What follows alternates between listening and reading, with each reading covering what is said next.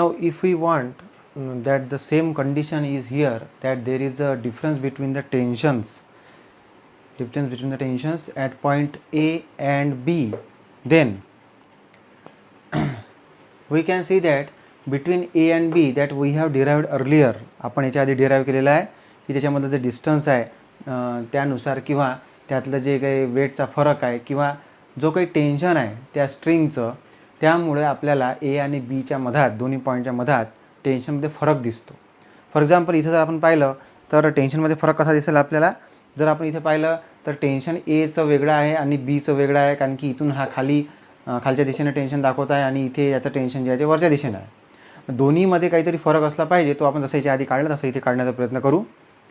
इथे पाहिलं आपण टेन्शन बिटवीन ए अँड बी जर आपल्याला काढायचं असेल तर आपण टेन्शनसाठी जे फॉर्म्युले आहेत ते म्हणजे इक्वेशन नंबर 1 आणि इक्वेशन नंबर 3 च्या आधी आपण जे लिहिलेलं आहे त्यानुसार त्या 3 मधून जर आपण 1 मायनस केलं, कसं आहे की 1 मध्ये आपल्याला मिळते की टेन्शन टी ए त्या टर्ममध्ये येत आहे आणि 3 मध्ये आपल्याला टेन्शन टी बी जे आहे ते त्या टर्ममध्ये येताना दिसत आहे.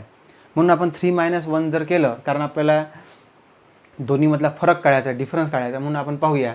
तर आपल्याला असं दिसेल T B minus M G minus equation number 1ची लेफ्ट हँड साईड ती मायनस साईन टी एला लागेल, अशा प्रकारे एम जीचं मग साईन चेंज होईल म्हणून तो मायनस एम जी असं होईल. इक्वल टू राईट साईड जर घेतली आपण तर इथे होता M V B square by R, equation number 3 मध्ये होता V B square minus M V A square by R.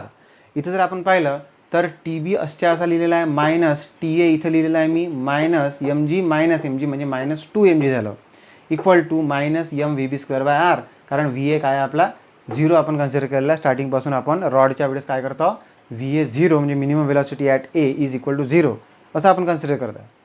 म्हणून V A equal to 0 put केल्यावर मला मिळालं फक्त इथे M V B square by R. हे आजच्या असं इथे मी पुट केलं इक्वल टू, हे आजच्या असं पुट करताना व्ही बीची व्हॅल्यू आपल्याजवळ आहे ती म्हणजे आपण ॲट पोझिशन बी असताना मिनिमम वेलॉसिटी काढलेली आहे ती म्हणजे √4rg. ती जर इथे टाकली मी इथे व्ही बीचा स्क्वेअर आहे म्हणजे याचा स्क्वेअर जर मी केला तर √ निघून जाईल आणि म्हणून मिळालं मला 4r × g.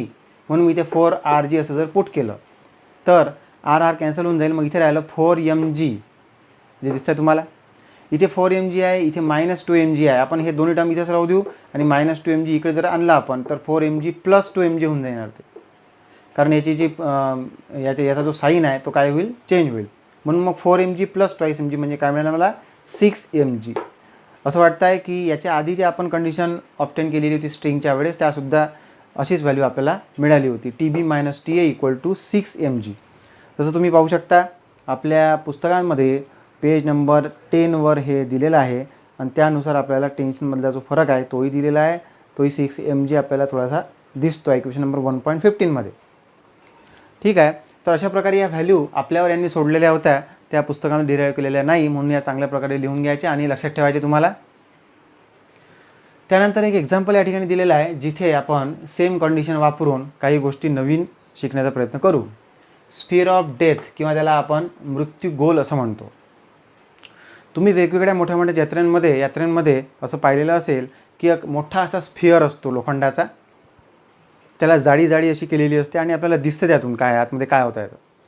त्याच्या आतमध्ये एक बाईक घेऊन एक व्यक्ती असतो जो स्टार्टिंगला असा खालच्या दिशेला असतो आणि त्यानंतर तो त्याचा स्पीड, त्याची लिनियर वेलॉसिटी, बघा लक्ष द्या माझ्या बोलण्याकडे, लिनियर वेलॉसिटी वाढवतो. तर अशा प्रकारे तो लिनियर वेलॉसिटी वाढवल्यावर समोर जाईल, पण हा स्फिअर जो आहे तो असा निमुळता असल्यामुळं तो इथून असा टर्न होऊन जाईल आणि टर्न होऊन तो वर जाईल असा, आणि जाताना त्याची जी लिनियर वेलॉसिटी आहे ती त्याच्या अँग्युलर वेलॉसिटीमध्ये कन्वर्ट होत जाईल आणि पुढे जसा तो असा टर्न घेताना अशा प्रकारे सगळ्यात सुरुवातीला जर पाहिलं तर तो असा हॉरिझॉन्टल सर्कलमध्ये मूव्ह होत राहतो. मग हळूहळू त्याला व्हर्टिकल सर्कलमध्ये किंवा हॉरिझॉन्टल सगळ्या प्रकारच्या सर्कल्समध्ये तो फिरत राहतो, सर्क्युलर मोशन तो करत राहतो.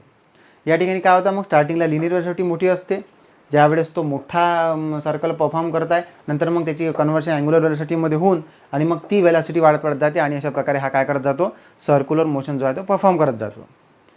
यामध्ये आणि आपण जे स्ट्रिंग कन्सिडर केलेला होता त्याच्यामध्ये जास्त फरक नाही आहे. त्याला कारण सांगतो मी. जसं आपण इथे स्ट्रिंग कन्सिडर केलेला होता, आता थोडासा जो त्यामध्ये फरक आहे तो फरक बघा.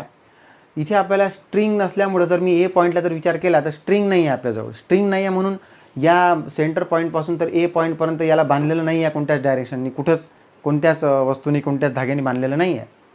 तशाच प्रकारे बीला किंवा सीला किंवा डीला कोणतेही पॉईंट जर मी कन्सिडर केला तिथे जर तो आपण बॉब कन्सिडर केला होता त्याप्रमाणे जर हे व्हेकल आपण कन्सिडर केलं टू व्हीलर तर तिथे तो बांधला गेलेला नाही आहे. तर इथे काय दिसतं आहे की या खालच्या पोझिशनला ज्यावेळेस तो असेल तो वर जात असेल, वर जाताना त्याची जी व्हेलॉसिटी आहे ती वाढत आहे आणि म्हणून तो बाहेरच्या दिशेने फोर्स अप्लाय करत आहे. तशाच प्रकारे जो बाहेरचा सरफेस आहे तो या व्हेकलवर आतल्या दिशेने फोर्स अप्लाय करत आहे. आणि आपण याआधी फ्रिक्शन शिकताना हे शिकलेलो आहोत की एखादी वस्तू कशाही प्रकारे एखाद्या वस्तूवर का राहते, तर एखादी वस्तू एखाद्या वस्तूवर जेव्हा राहते अशी तेव्हा ती का राहत असते, कारण ह्या वस्तूचा जो खालचा सरफेस आहे तो या वस्तूच्या वरच्या सरफेसवर खालच्या दिशेने फोर्स ॲक्ट करतो. तशाच प्रकारे याचा जो वरचा सरफेस आहे तो वरच्या दिशेने फोर्स ॲक्ट करतो, म्हणून ही वस्तू इथे राहते. जर आपण असा विचार केला की एखादी वस्तू आपण इथे ठेवली आणि ते इथे राहत नाही आहे, याचा अर्थ काय होईल? याचा अर्थ हा होईल की इथे खालून सफिशियंट अमाऊंटमध्ये आपल्याला फोर्स अप्लाय होत नाही आहे.